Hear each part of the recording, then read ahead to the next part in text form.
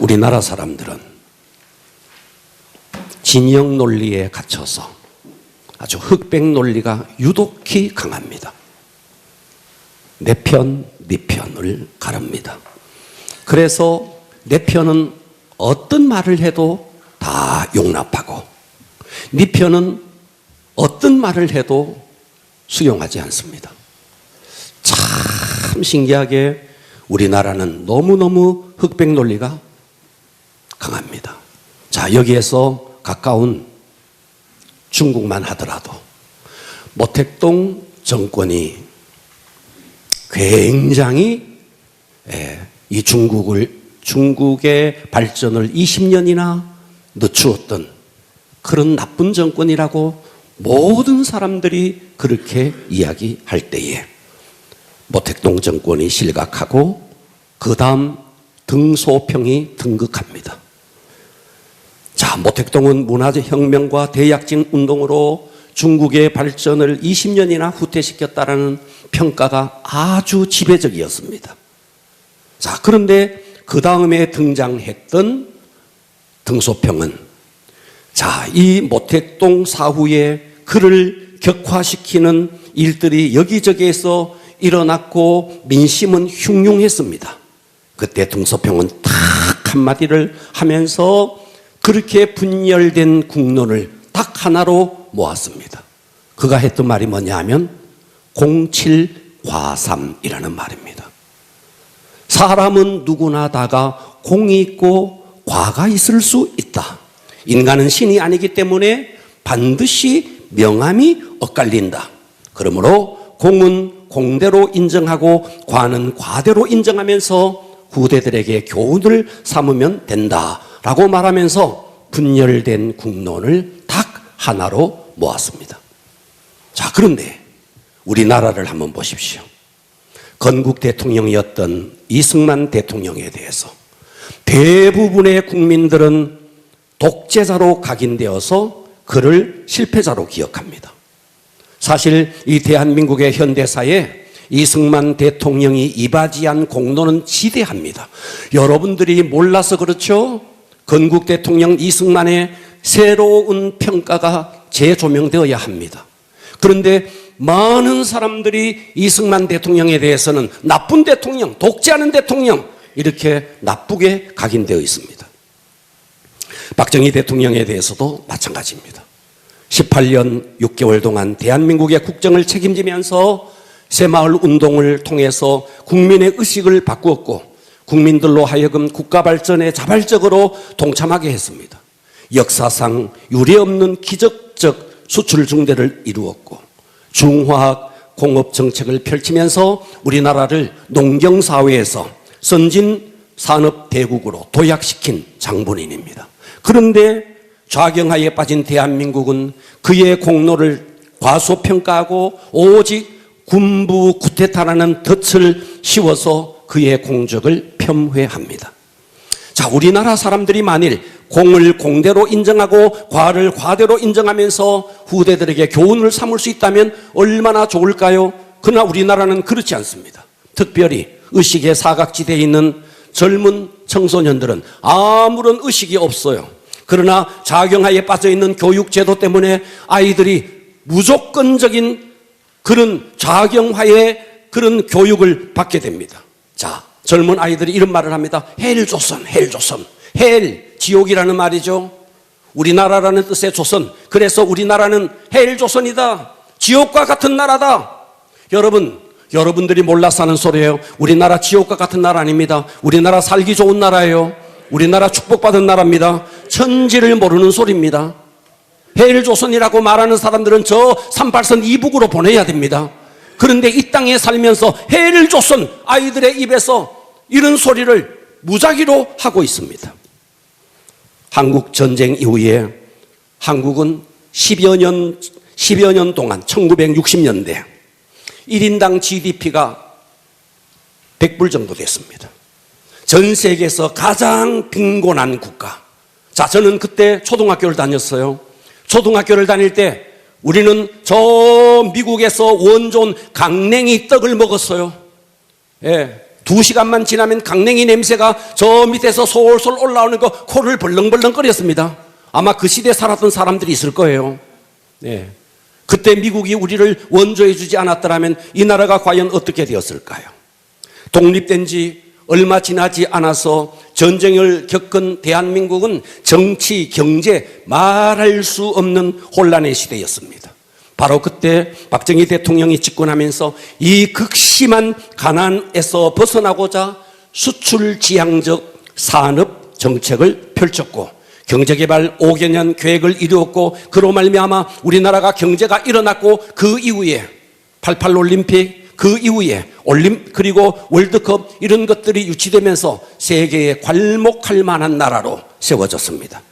공을 공대로 인정하고 과를 과대로 인정하고 그러면서 과는 과대로 우리 후대들이 만일 그것을 교훈으로 삼을 수 있다면 얼마나 좋을까? 그런데 우리는 서로 편을 가릅니다. 내 편, 네 편. 그래서 상대편은 아무리 옳은 말을 해도 무시합니다. 내 편은 아무리 그런 말을 해도 다 옹호합니다. 이것이 작금의 우리나라의 모습입니다. 그렇다면 하나님은 어떤 분일까요? 하나님은 공을 공대로, 과는 과대로 하나님은 그렇게 보실까요? 그렇습니다. 하나님은 어떤 분이냐? 하나님의 속성 가운데 가장 두드러진 속성이 사랑입니다. 때문에 하나님은 사랑만 있는 게 아니에요. 하나님은 또 다른 속성이 있으니 그게 뭐냐? 공의입니다. 공의. 그래서 예를 들어서 사랑한답시고 공의를 무너뜨리고 진리와 원칙을 무너뜨리는 사랑을 하나님은 용납하지 않습니다. 사랑이 사랑되기 위해서 공의를 반드시 세우시는 분이 하나님이시다 이 말이에요. 그래서 하나님은 저 불쌍하고 가난하고 세상 사람들에게 조롱을 받는 사람들에게는 한없는 사랑을 보여주셨지만 하나님은 성전의 거룩을 위해서 매매하는 모든 사람들을 내쫓을 때는 피도 눈물도 없는 것처럼 냉정함을 보였습니다. 그래서 병자들 앞에서 소외된 사람들 앞에서 그렇게 자애로우신 분이 성전에서 거룩을 위해서는 아주 불의를 타협하지 않는 공의로우신 분이었다 이 말이에요. 그러니까 예수님은 사랑이라는 이름으로 공의를 못 본 척 넘어가시는 분이 아니라는 거예요. 사랑이 사랑되기 위해서 공의를 세우시는 분이 이분이 예수님이시라는 거예요. 이 예수님의 성품이 사랑과 공의. 그렇기 때문에 우리는 어떻게 해야 되느냐? 사랑의 성품과 공의의 성품이 우리에게 동시에 있어야 합니다. 이것이 공존해야 합니다. 할렐루야. 자, 오늘의 본문이 마태복음 21장인데 오늘의 본문에 보면 포도원 농부의 비유.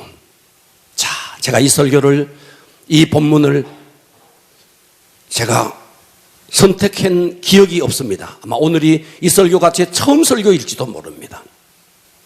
오늘의 이 비유 속에 예수님의 균형 잡힌 공의와 사랑, 사랑과 공의가 균형 잡혀서 고스란히 예수님의 성품이 오늘 이 본문 속에 등장합니다. 자, 본문 21장 33절을 보십시오.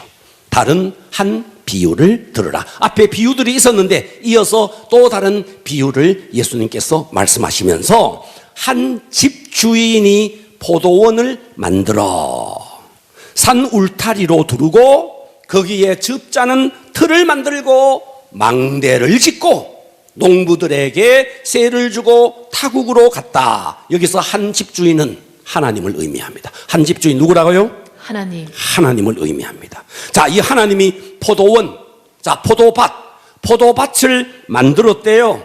그리고 거기다가 산 울타리를 이렇게 쳤대요. 자, 여기서 포도원은 이스라엘을 의미하고 더 나아가서 우리를 의미합니다. 우리에게 허락된 삶의 터전, 삶의 현장을 말합니다. 자, 여기서 산 울타리로 둘렀다. 산짐승이나 도둑들이 침입을 막기 위해서 가시 같은 울타리를 만들어서 보존해 주었다. 그리고 그 안에 즙 짜는 틀, 포도를 짜는 즙을 받을 수 있는 기구까지 두었다. 그리고 망대는 적이 도둑들이 침입하지 못하도록 지킬 수 있는 전망대까지 세워주었다. 그래서 이 말씀은 농부들이 살 수 있는 모든 여건을 하나님께서 조성해 주시고 그것을 조금의 세를 받고 그 주인은 타국으로 멀리 갔다 이 말입니다.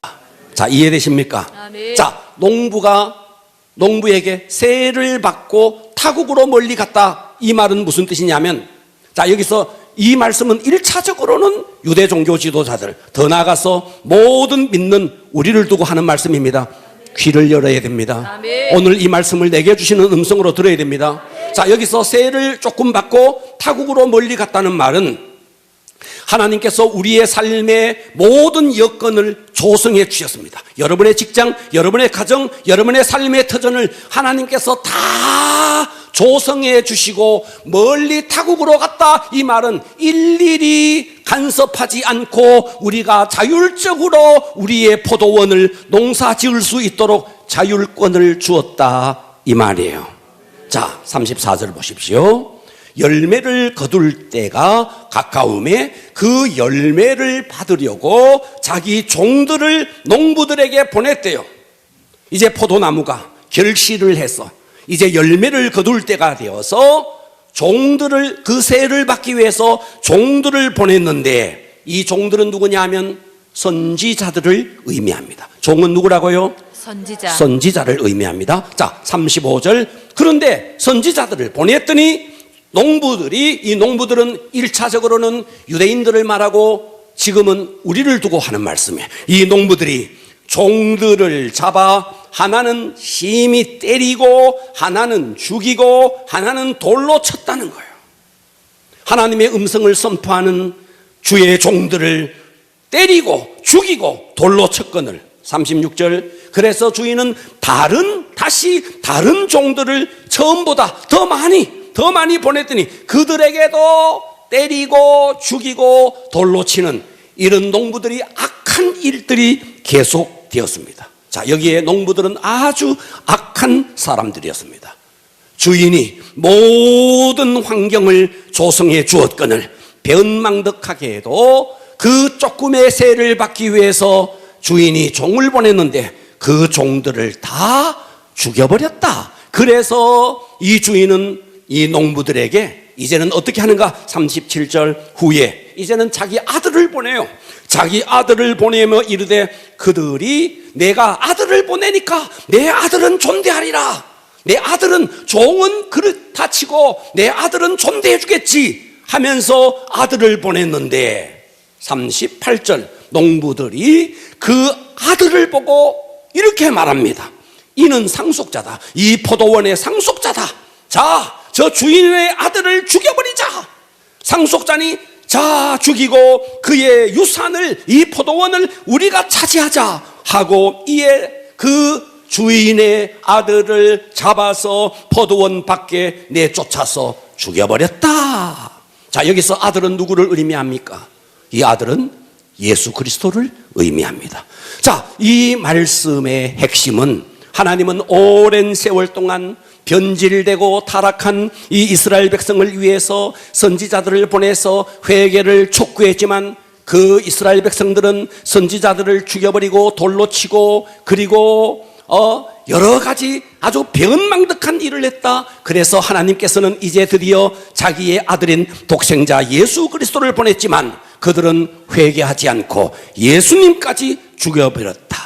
그래서 여기서 농부들은 1차적으로는 유대인들을 의미하고 2차적으로는 이 시대 우리 모두를 의미합니다. 귀를 열고 은혜 받기를 축복합니다. 오늘 내게 주시는 음성으로 드러내기를 바랍니다. 아멘. 자, 오늘의 설교 제목은 포도원 농부의 비유가 주는 교훈. 한번 따라서 해볼까요? 포도원 농부의 비유가 주는 교훈. 포도원 농부의 비유가 주는 교훈. 귀를 열어봅시다. 또 뭐 그런 설교하기 그러면 여러분 아무 의미가 없습니다. 내게 주시는 음성으로 듣기를 바랍니다. 아멘. 포도원 농부의 비유가 주는 교훈 첫 번째, 하나님은 모든 것의 근원이 되신다. 아멘. 다시 말해서 이 땅의 모든 것은 다 하나님이 주셨다. 아멘. 내가 잘나서 된 게 아니다. 아멘. 모든 것은 하나님이 주셨다. 이 땅의 모든 것의 근원은 하나님이시다 하는 교훈을 우리에게 주고 있습니다. 자, 아까 읽었지만 다시 봅니다. 33절. 다른 한 비유를 들으라. 한 집 주인이 포도원을 만들었대요. 누가 만들었는데 내가 만든 게 아니에요. 주인이 만들었대요. 이 주인이 하나님이라고요. 하나님이 이 포도원을 다 만들었대요. 그리고 산 울타리까지 둘러줬대요. 다시 말해서 우리의 삶의 터전을 하나님이 다 지켜주셨다는 거예요.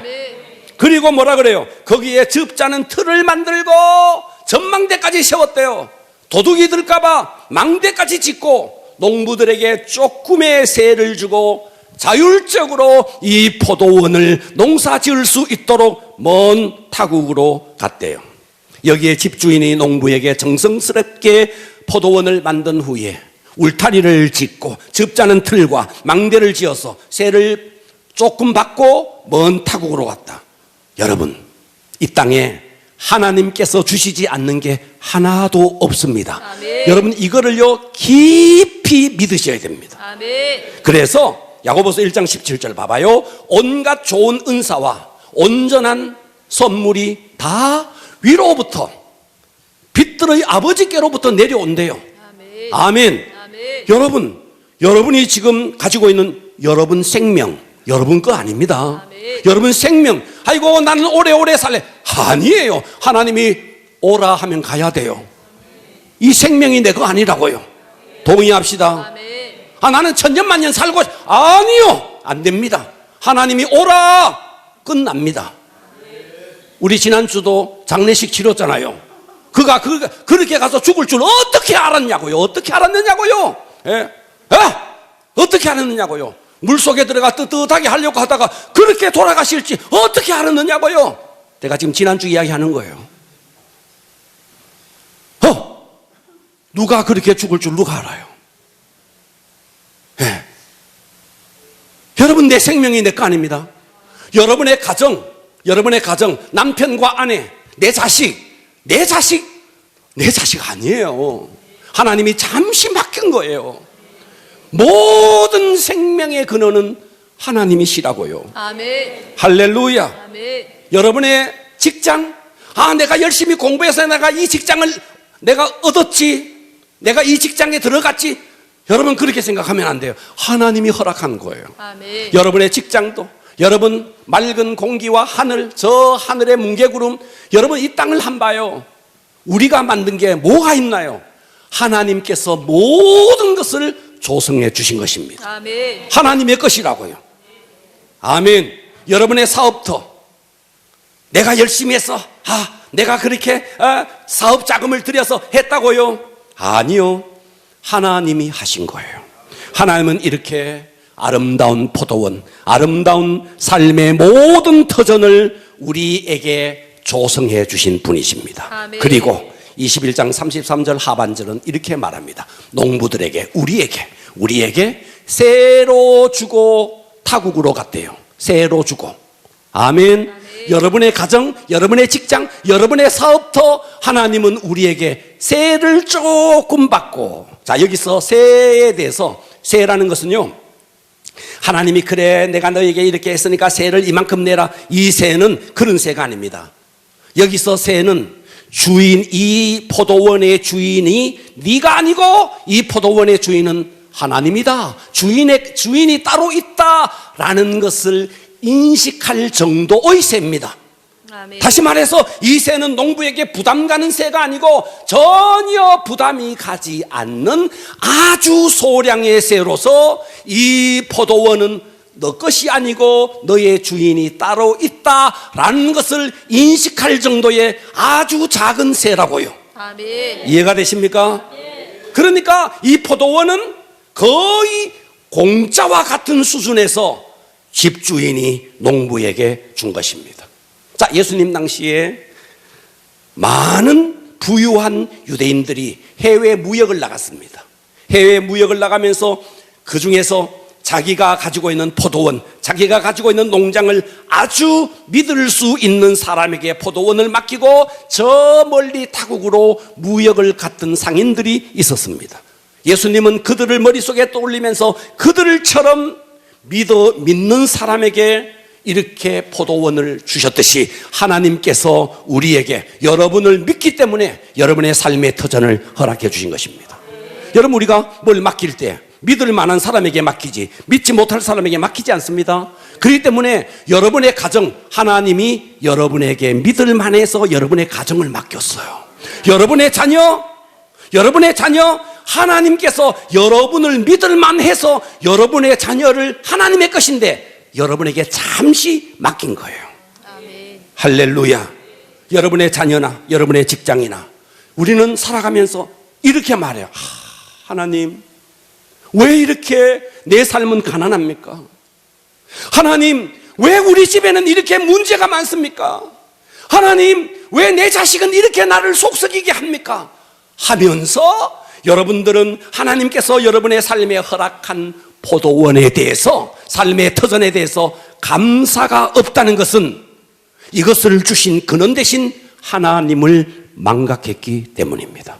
아멘. 할렐루야. 아멘. 자, 저는 이런 사람을 봤어요. 실제로 봤습니다. 자녀가 태어났는데 자폐예요. 자폐예요. 여러분들은 자폐의 아이를 몰라서 그렇지, 가정에 자폐 아이가 생기면요, 가정에요 정말 먹구름이 드리워집니다. 자폐예요. 전혀 타인과 소통이 불가능한 자폐예요. 그런데 이 부모는 어떻게 생각하느냐 하면 이렇게 생각하는 거예요. 하나님께서 우리에게 이렇게 손이 많은 내 자녀를 우리의 가정에 허락한 것은 그만큼 하나님께서 나를 믿기 때문에 이 자녀를 나에게 맡기셨다 하면서 있는 힘을 다해서 그 아이를 돌보면서, 왜? 내 자녀가 아니니까 하나님의 것이니까 하나님께서 손이 많은 자녀를 나에게 허락하신 것은 그만큼 하나님께서 나를 믿기 때문에 이 자녀를 내게 맡기셨다라고 생각하고 최선을 다해서 자폐의 아이를 간호하고 자폐의 아이를 돌보는 부모를 봤습니다. 실제로 있었던 일입니다. 저는 그런 부모, 그러면서도 하나님 앞에 늘 감사를 올려드리는 거예요. 하나님, 나에게 이와 같은 자녀, 손이 많이 가는 자녀를 나에게 허락해 주신 것 감사합니다. 이 모든 것은 하나님이 하신 것입니다. 이렇게 하면서 기쁘게 즐겁게 신앙생활 하니까 와, 정말 존경스럽더라고요. 정말 존경스러웠습니다. 대부분의 사람들은 그렇지 못합니다. 하나님 앞에 한탄합니다. 탄식합니다. 내가 도대체 무슨 일을 해서 이 가정에, 우리 가정에 이런 아이를 보내느냐고 탄식합니다. 그런데 그는 그렇게 하지 않았어요. 나를 믿어서 하나님께서 나에게 이 자녀를 보내주셨다고 하나님 앞에 감사하는 것입니다. 여러분에게 질문을 한번 해보겠습니다. 여러분이 지금 살고 있는 가정, 직장, 자녀, 사업터 모든 것을 돌아볼 때 여러분들은 정말 행복하십니까? 참, 여러분 스스로에게 답해 보십시오. 나는 정말 이 세상이 행복하다. 네, 정수라가 대한민국 하늘엔 조각구름 떠 있고 강물엔 유람선이 떠 있고 저마다 누려야 할 행복이 언제나 자유로운 것, 원하는 것은 무엇이든 얻을 수 있고 뜻하는 것은 무엇이건 될 수가 있어. 정말 그럴까요? 정말 원하는 것을 다 얻을 수 있고 뜻하는 것을, 모든 것이 다 될 수 있습니까? 우리 자신을 한번 돌아보자고. 그렇지 않는 것이 현실이잖아요. 그래서 사람들은 물어보면, 제가 오늘 아동부 예배가 설교하면서도 물어봤더니 그 초등학교 1학년, 2학년, 3학년 얘들이요 그럭저럭 산대요. 초딩들이 마지못해 산대요. 초딩들이 죽지 못해 산대요. 숙제 때문에 힘들고 부모 구정 때문에 힘들고 그렇대요. 여러분 정말 빛나게 살아야 할 이 청소년들이 기쁨이 없어요. 행복이 없어요. 또 어떤 사람들은 이렇게 말합니다. 에이, 망할 세상 확 죽어버려라. 그랬어요. 확 죽어버리고 싶다. 그래, 죽어버려라. 그러면 하는 소리가, 그래도 개똥밭에 굴러도 이승이 낫지 하면서 또 산다고 삶에 대한 애착을 가져요. 자, 우리 솔직하게 우리가 사는 이 세상이 살만한 세상입니까? 아니면 그저 그렇게 살아갑니까? 아니면 어쩔 수 없어서 마지 못해서 죽지 못해서 사는 세상입니까? 여러분의 가정을 돌아보시고 여러분을 힘들게 하는 남편, 여러분을 힘들게 하는 아내, 특별히 여러분을 힘들게 하는 자녀, 그뿐입니까? 여러분의 사업터가 물질적으로 늘 힘들어요. 그때 우리가 생각을 바꾸면 모든 것이 바뀌어집니다. 이 모든 것은 하나님이 허락하신 포도원이야.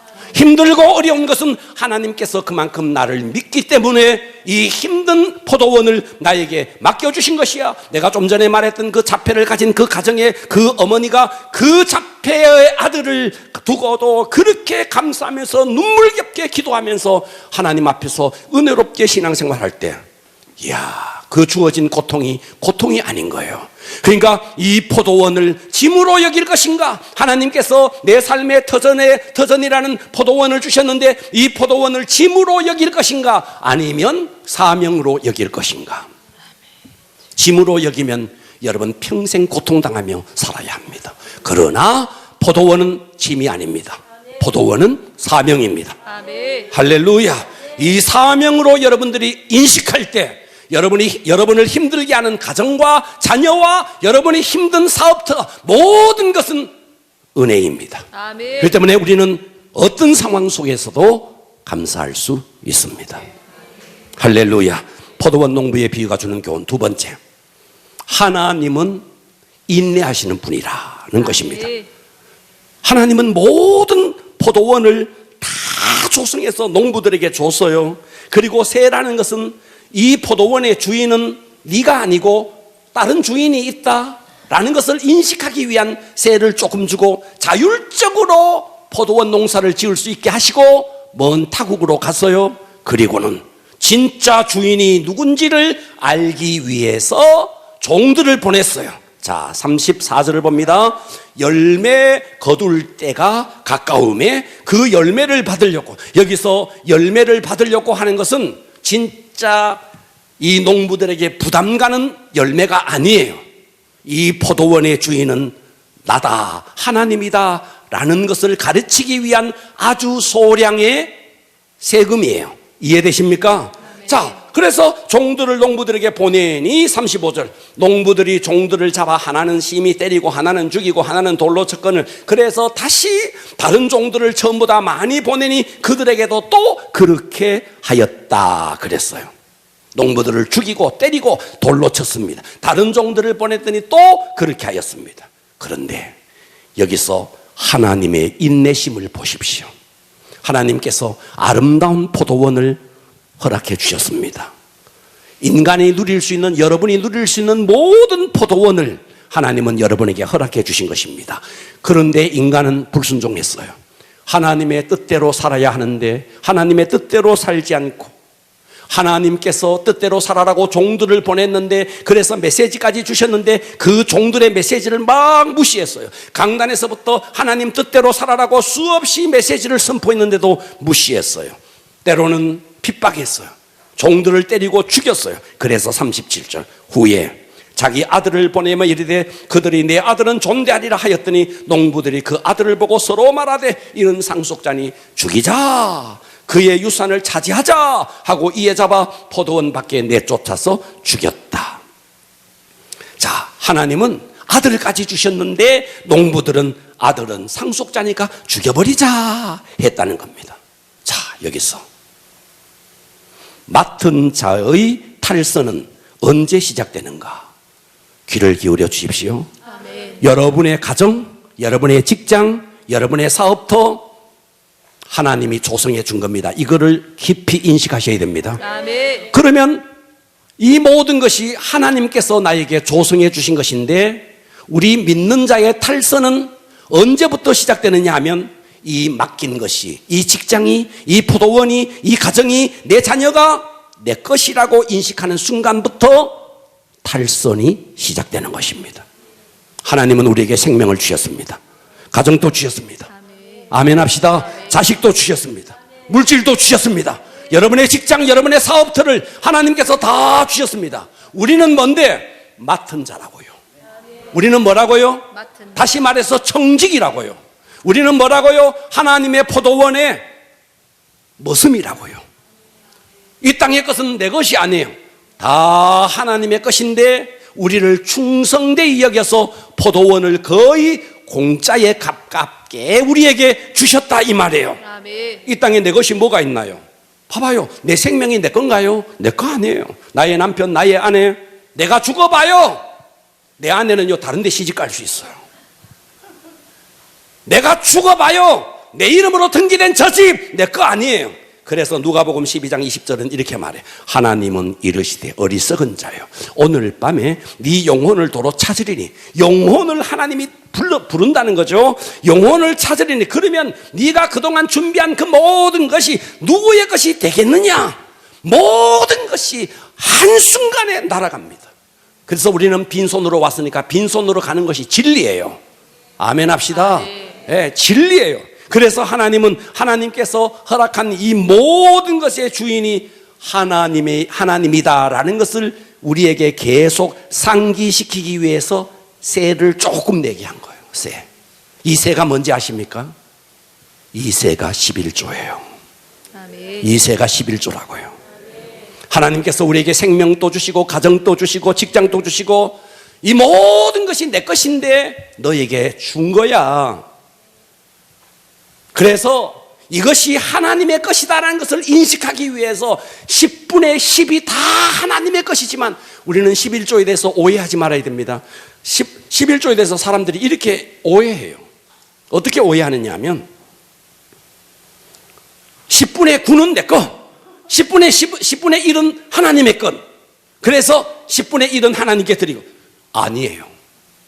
여러분의 인식이 틀린 거예요. 10분의 10이 하나님의 거예요. 아멘. 다 하나님의 거예요.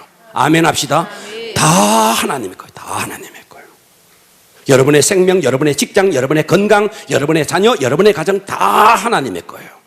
그런데 주인이 있다라는 것을 인식하기 위해서 모든 것이 하나님의 것이지만 그 중에 10분의 1을 하나님 앞에 드림으로써 이 모든 것의 주인은 하나님이다 라고 고백하는 것이 11조예요. 아멘. 할렐루야. 그런데 우리는 어때요? 이 시대 여러분, 내가 어떻게 예수님을 죽였나요? 예수님 죽인 일 없습니다. 아니요. 우리의 가정에 힘든 일이 조금만 생기면요, 하나님은 여러분을 믿어서 여러분의 자녀를 허락해 주시고 힘든 자녀, 힘든 남편, 힘든 사업터를 허락해 주셨는데 하나님이 살아계시면 왜 우리 가정에 이런 일이 생기는가요? 이것이 주님을 죽이는 일이에요. 네. 하나님, 내가 이렇게 힘들게 해서 돈을 벌어서 했는데 만 11조를 우리에게 요구하나요? 이것이 바로 하나님을 죽이는, 예수님을 십자가에 못 박는 일이에요. 우리는 예수님을, 그 과거의 유대인들이, 그 로마 군병들이 예수님을 십자가에 못 박았듯이 그러지는 않을 거예요. 그러나 우리는 의식 속에서 하나님을 무시하고 하나님께서 주시는 말씀을 무시하고 이 모든 것이 바로 예수님을 십자가에 죽이는 것입니다. 11조에 대해서 착각하면 안 됩니다. 11조는 10분의 9는 내 거고 10분의 1은 하나님의 것이니까 10분의 1, 이거 틀린 말이에요. 그렇지 않습니다. 모든 것이 하나님의 것인데 10분의 1을 드림으로 모든 것이 하나님의 것이라는 것을 인정하고 고백하는 것이 11조예요. 아멘. 우리는 이 포도원 농부의 비유를 통해서 하나님은 모든 것을 주신 근원이 되시는 분이시다. 내 삶의 터전을 하나님이 허락하셨다. 그리고 우리에게는 아주 조금의 소량의 셀을 하나님께서 우리에게 요구하신다. 그런데 그것을 드리고 싶지 않아서 누구를 죽이느냐? 메신저를 죽이고 드디어 하나님이 보낸 아들까지 죽였다. 그럼에도 불구하고 하나님은 참고 인내하셔서 오늘 여러분이 이 자리에 계시는 것입니다. 아멘. 할렐루야. 세 번째, 포도원 농부의 비유가 주는 경우 세 번째는, 하나님은, 제가 처음에 그 말씀을 드렸습니다. 하나님은 사랑의 하나님입니다. 네, 정말 소외된 자들에게 품어주시는 사랑의 하나님입니다. 그럼에도 불구하고 하나님은 공의의 하나님이십니다. 그래서 세 번째, 하나님은 끝까지 참는 분은 아닙니다. 때가 되었을 때 하나님은 심판하시는 분이십니다. 그래서 21장 40절, 그러면 포도원 주인이 올 때 그 농부들을 어떻게 하겠느냐? 그들이 말하되 그 악한 자들, 그 악한 농부들을 진멸하고 포도원은 제때에 열매를 바칠 다른 농부들에게 새로 줄지니라. 물론 이 말씀은 1차적으로 유대인들에게 말했고, 그래서 복음의 통로가 유대인들에게서 이방인에게로 넘어간 것을 말합니다. 실제로 이것은 그렇게 되었습니다. 그러나 이 말씀은 거기만 적용되는 게 아닙니다. 오늘 우리에게도 그대로 적용됩니다. 하나님께서 우리에게 각양 좋은 모든 것을 하나님이 우리에게 주셨습니다. 그런데 우리는 패역하고 하나님 뜻대로 살지 않고 내 마음대로 살았습니다. 하나님은 참습니다. 참았습니다. 그래서 오늘 여기까지 왔습니다. 그러나 하나님은 끝까지 참으시는 분은 아닙니다. 어느 순간 때가 되었을 때 하나님은 반드시 심판하시는 분이십니다. 만일 하나님께서 인내만 하신다면 사랑의 하나님은 될 수 있지만 공의의 하나님은 될 수 없습니다. 가장 좋은 것을 주시고 오래 참고 오래 참고 오래 참고 끝까지 오래 참으시면 사랑의 하나님은 될 수 있지만 우리의 패역을 눈 감아버리시는 공의의 하나님은 될 수가 없는 것입니다. 왜 하나님은 이 땅을 심판할까요? 만일 이 땅에 하나님의 심판이 없다면 저 부도덕한 세상 사람들, 우리는 하나님을 믿어도 이렇게 전전긍긍하게 이렇게 사는데 저 세상에 하나님을 무시하고 하나님을 없이 여기는 사람들이 떵떵거리며 살아가는 저 사람들을 그냥 볼 수는 없는 겁니다. 그래서 공의의 하나님은 반드시 이 땅을 심판하셔야 합니다. 아멘. 할렐루야. 자, 마태복음 21장 42절. 그들이 아들을 십자가에 못 박았습니다. 그런데 그 아들은 어떻게 되었는가? 예수께서 이르시되 너희가 성경에 건축자들이 버린 돌. 자, 건축자들은 쓸만한 돌은 버리지 않습니다. 쓸모없는 돌을 버립니다. 건축할 때. 그래서 이거는 쓸모없는 돌이다 해서 건축자들이 쓸모없는 돌을 버렸듯이 예수 그리스도 하나님의 아들을 쓸모없는 돌처럼 여겨서 건축자들이 버린 돌이, 그런데 그 돌이 알고 보니까 건축을 할 때에 모퉁이의 머릿돌이 되는, 근원이 되는 돌이 되었다는 거예요. 모퉁이의 머릿돌이 되었으니 이것은 주로 예수 그리스도로 말미암아 된 것이요 우리 눈에 기이하도다 함을 읽어본 일이 없느냐. 건축자들이 버린 돌이, 그 돌이 십자가에서 건축자들이 버린 돌처럼 예수님을 죽였는데, 그런데 그 예수님이 십자가에 죽임을 당하고 그냥 있는 것이 아니라 그분은 다시 부활하시고, 할렐루야. 그래서 기이한 일을 우리 눈에 기이하도다 함을 읽어본 일이 없느냐. 할렐루야. 아멘. 그 예수님이 십자가에 죽으시고 부활했다는 말입니다. 이것이 주로 말미암아 된 것이요 우리 눈에 기이하도다. 죽는 줄 알았는데 그 예수님이 죽지 않고 부활하셨습니다. 할렐루야. 아멘. 사흘 만에 부활하시고 이 땅에 계시다가 승천하여 가셨습니다. 그리고 그분은 반드시 이 땅에 다시 오십니다. 아멘. 오실 때는 어떻게 오시느냐? 심판자의 모습으로 이 땅에 오신다는 것입니다. 그래서 사도행전 4장 11절에 이 예수는 너희 건축자들이 버린 돌로서 진 모퉁이의 머릿돌이 되었다. 복음을 전파했던 오순절 마가의 다락방에 성령님이 임하고 성령을 받았던 사도들이 나가서 막 복음을 증거할 때에 그 옛날 예수님께서 시편에서 했던 그 말씀을 다시 소환합니다. 이 예수는 너희 건축자들이 버린 돌로서 진 모퉁이의 머릿돌이 되었느니라. 그리고 12절 우리가 다 아는 구절이 그래서 여기서 연결됩니다. 다른 이로써 구원을 받을 수 없나니 천하 사람 중에 구원을 받을 만한 다른 이름 예수 외에 다른 이름을 우리에게 주신 일이 없음이라. 너희들이 버린 건축자들이 버린 돌 같은 그가 십자가에 죽으시고 부활하시고 승천하셔서 우리에게 구원의 근원이 되셨다. 그리고 그 주님은 반드시 다시 오신다. 지금은 우리가 악한 반란군이 반란을 일으키는 시대 속에 살기 때문에, 마귀의 반란 속에 살기 때문에 우리의 삶이 이 모양 저 모양으로 아프고 힘들 수 있습니다. 그러나 주님은 반드시 다시 오셔서 이 반란군들을 진압하고 공의를 세우게 될 것입니다. 아멘. 베드로후서 3장 9절. 주의 약속은 어떤 이는 더디다고 생각하는 것 같이 더딘 것이 아니라 오직 주께서 너희를 대하여 오래 참으사. 하나님은 지금까지 오래 참아주셨습니다. 아무도 멸망하지 않고 다 회개하기에 이르기를 원하시느냐. 그러나 주의 날이 도둑같이 오리니 그날에는 하늘이 큰 소리로 떠나가고 물질이 뜨거운 불에 풀어지고 땅과 그 중에 있는 모든 것이 하나님의 심판에 의해서 드러나리로다. 할렐루야. 아멘. 할렐루야. 우리 모두 이 게으름, 나태, 하나님에 대한 인색함, 이 모든 것은요, 내가 하나님께서 허락하신, 내게 허락한 포도원이 내 거라고 생각하기 때문에 그렇습니다. 오늘 제가 말씀의 서두에 진영 논리에 대해서 말씀드렸습니다.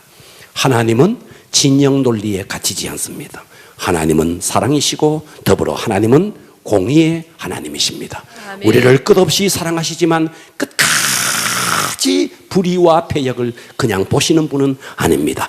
때가 되었을 때 하나님은 반드시 심판하시는 분이십니다. 아멘. 그래서 오늘 우리는 이 말씀을 듣고 지금까지 내가 하나님 앞에 방만히 살아왔던 나의 게으름과 나태, 하나님 앞에 드려야 할 물질에 대해 인색했던 우리의 모습들을 다 털어버리고 내게 주신 이 모든 포도원이 하나님의 것이구나, 하나님을 내 인생의 주인으로 모셔드리고 정말 남은 생애를 그렇게 살아야 되겠구나 라는 결단이 여러분에게 있기를 주님의 이름으로 축원합니다. 아멘. 다 같이 일어나겠습니다. 하나님 아버지,